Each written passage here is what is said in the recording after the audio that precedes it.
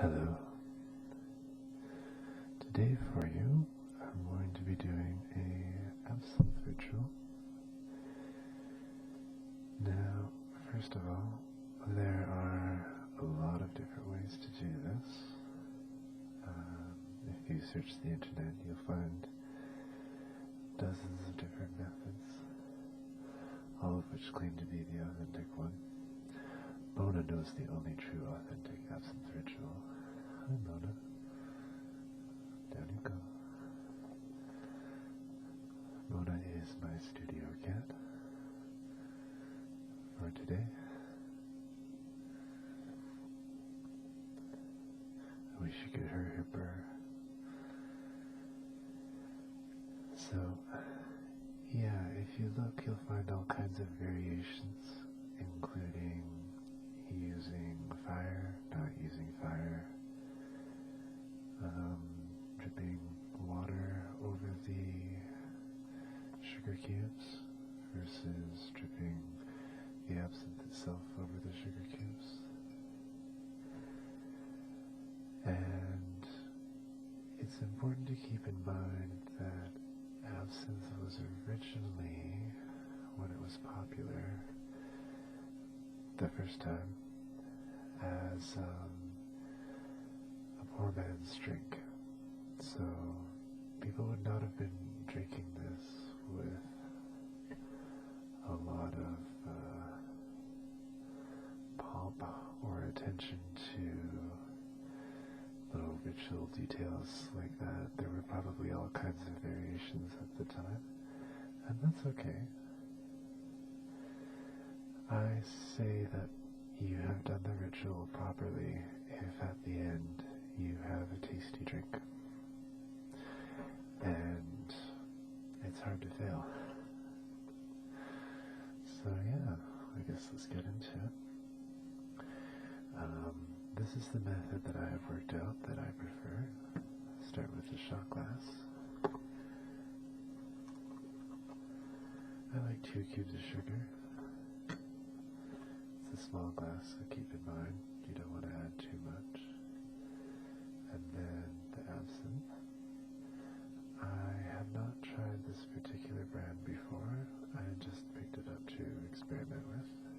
It's a nice bottle now. And of course, can't resist some glass tapping.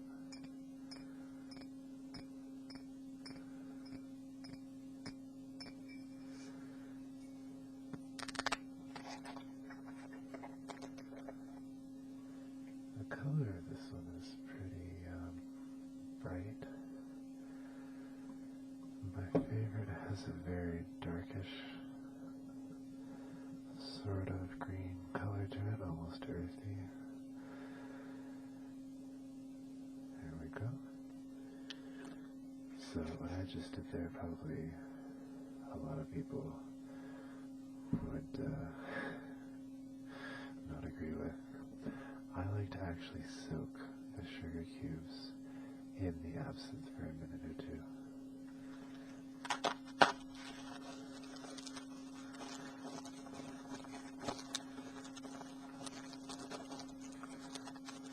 Love the sound of fresh ice.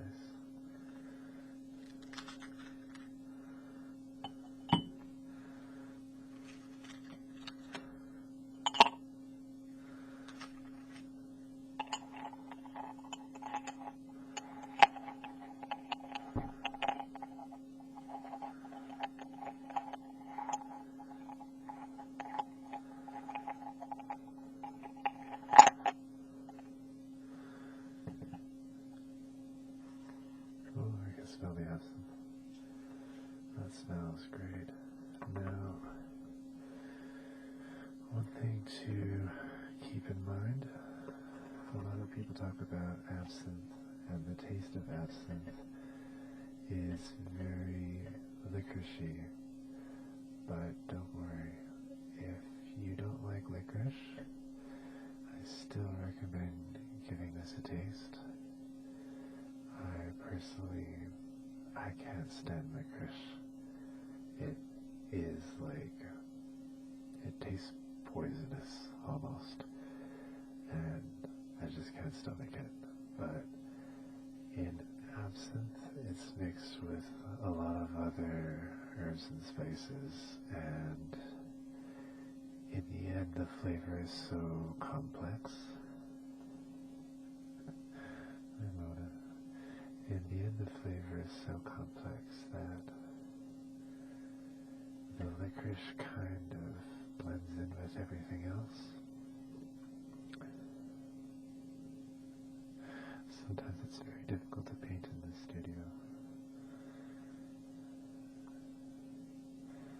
Back you go. Back you go.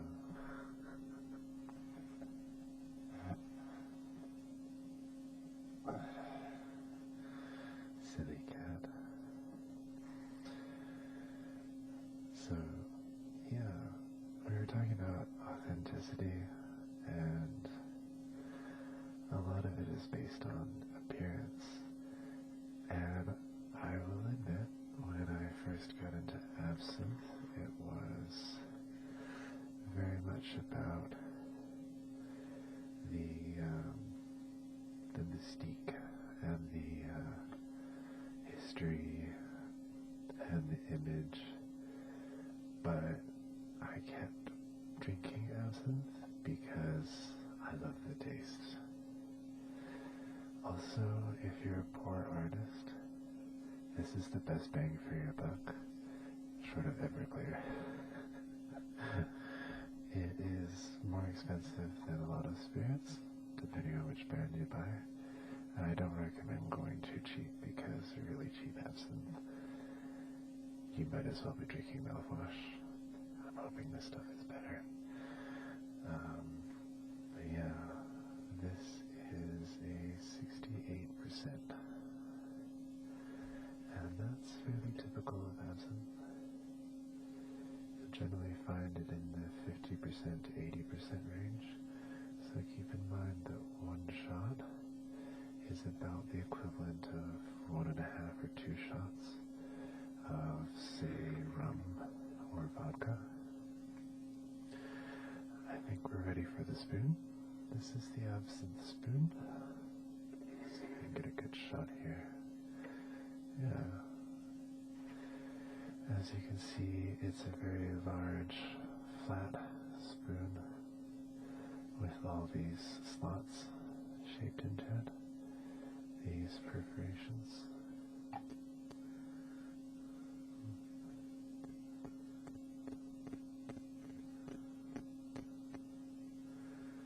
Yeah, and that just sits right here across the top of the glass.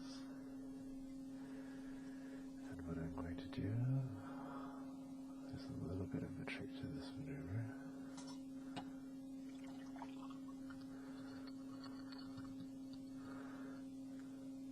Perfect. I don't think I even spelled. So now we've got the sugar cubes that have been soaked in the absinthe. And here's my lighter. Pardon me. It's going to get some matches today. This is totally the wrong way to do it, but there is no wrong way to do it. I move that away from the microphone a bit.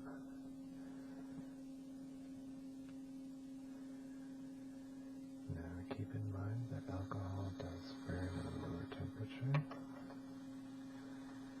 but you still want to be careful. The main concern is the fire. Like a piece of molten sugar dropping onto the absinthe below and setting it on fire, which is why now is when I add the water. You want to add the water nice and slow.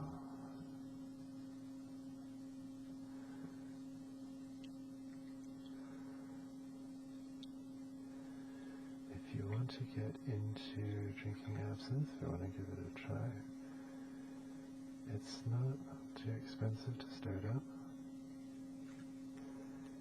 Here in Canada, you can get a bottle of absinthe as cheap as about $30. I I recommend spending $50 for a decent bottle. This one here is about $45.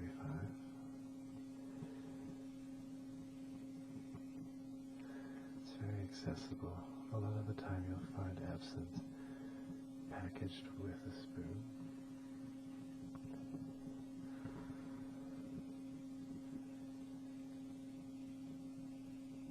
I think you can hear the flames.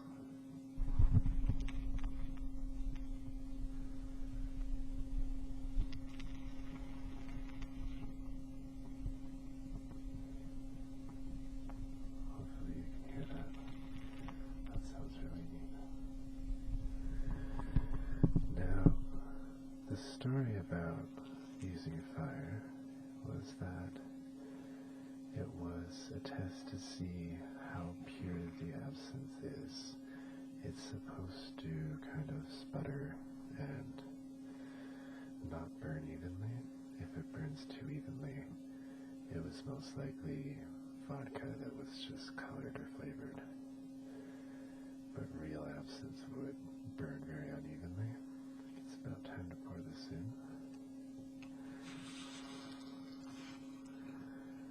The reason I set the sugar cubes on fire is that it will caramelize the sugar and add a really nice flavor. I hope you can see the color on here. It's gone from a bright, clear green, and now it is a milky, whitish green. That's a very good sign. Some really cheap absinthe will not do that color change, so it even looks like you're drinking mouthwash.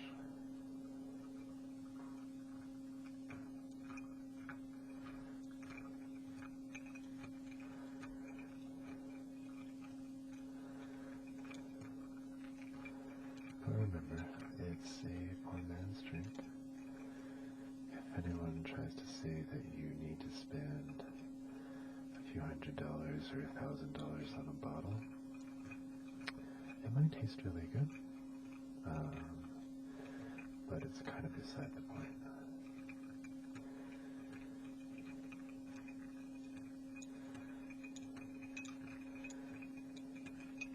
This was the Budweiser of the time.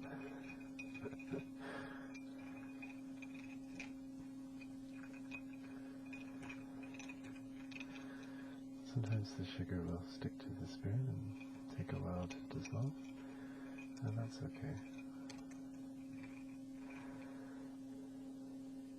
I just leave the spoon in, and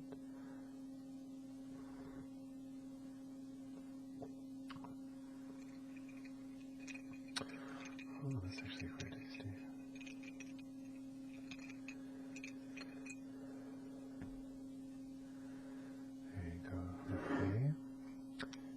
Money for product placement.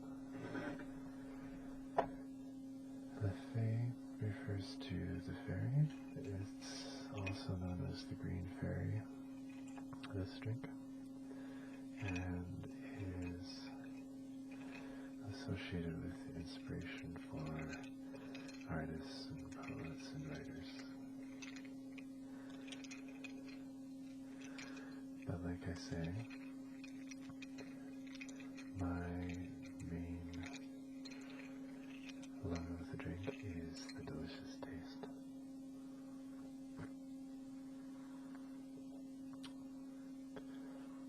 That is actually quite good. I will have to buy this one again.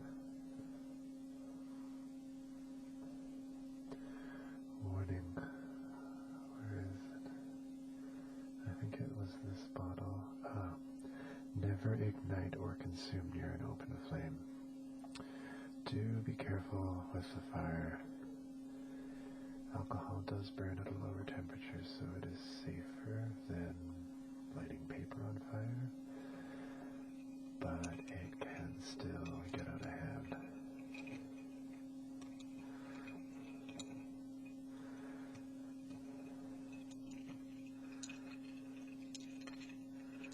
One of the really neat things about absinthe is that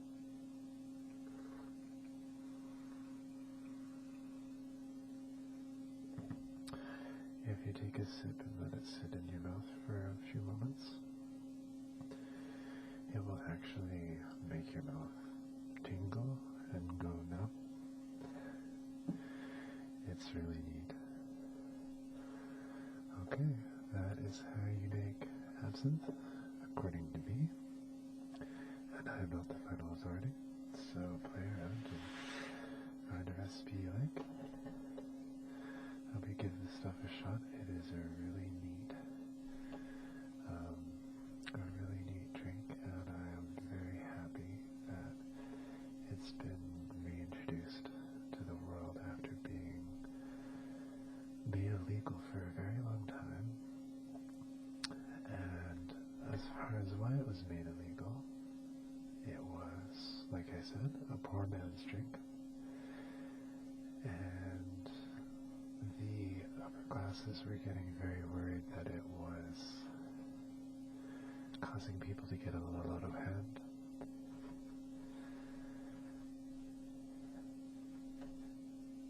Leading to all kinds of immoral behavior, like writing poetry and impressionist art. And there is a story that it was a hallucinogen as well, and there's two reasons for that story. One is that sometimes the very cheapest absinthe was adulterated with various things to give it the correct color and taste, which should come from an infusion of herbs, but that green is also almost exactly the same as a chemical known as phthalocyanide green, and you would not want to ingest that. That could actually lead to hallucinations as well as some of the other things that they put in there. So absinthe itself was not hallucinogenic. It does contain a chemical which can cause hallucinations, but even in the original absinthe, the concentration was so low that it just wasn't happening. It was just used to incite people to try and ban it, which they did in most places, and now it's back. If you're in Canada, we actually have our own native wormwood plant, an Artemisia, that grows here in British Columbia, and it also makes a really delicious Canadian absinthe, which is worth a shot. Okay, I've rambled on long enough. Have a good night.